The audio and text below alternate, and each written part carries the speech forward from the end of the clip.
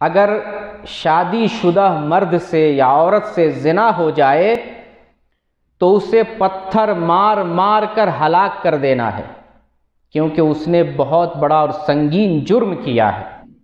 اللہ رب العالمین نے سورہ اسراء آیت نمبر 32 میں ارشاد فرمایا ہے، وَلَا تَقْرَبُوا الزِّنَا إِنَّهُ كَانَ فَاحِشَةً وَسَاءَ سَبِيلًا۔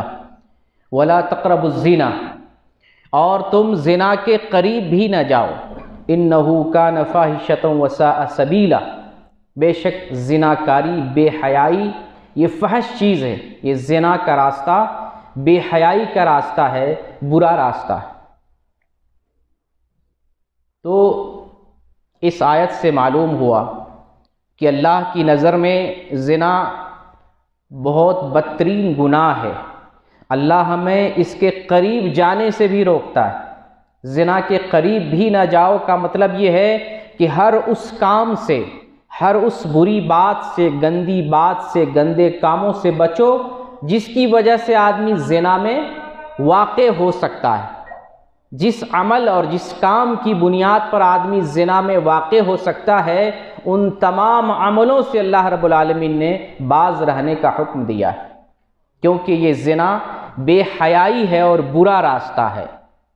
اس کا مطلب یہ ہے کہ بے حیائی کا جو بھی کام ہے اور برائی کا جو بھی کام ہے وہ سارا کام زناکاری تک پہنچاتا ہے۔ زنا بدترین اور سنگین گناہ ہے۔ اگر شادی شدہ مرد سے یا عورت سے زنا ہو جائے تو اسے پتھر مار مار کر ہلاک کر دینا ہے، کیونکہ اس نے بہت بڑا اور سنگین جرم کیا ہے، اللہ کو بے حد ناپسند ہے۔ رسول اللہ صلی اللہ علیہ وسلم کے زمانے میں تلوار موجود تھی، لیکن آپ صلی اللہ علیہ وسلم نے زانی اور زانیہ کو قتل کرنے کا حکم نہیں دیا ہے۔ تلوار موجود ہے لیکن قتل کرنے کا حکم نہیں دیا ہے۔ کیا کہا ہے؟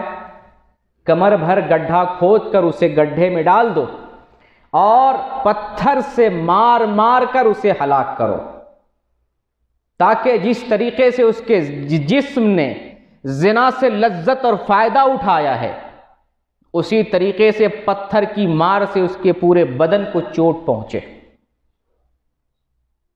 بہت سنگین جرم ہے۔ تلوار موجود ہے لیکن رسول اللہ صلی اللہ علیہ وسلم نے سنگسار کرنے کا حکم دیا، پتھروں سے مار مار کر اس وقت تک مارنا ہے جب تک اس کے بدن سے روح نہ نکل جائے۔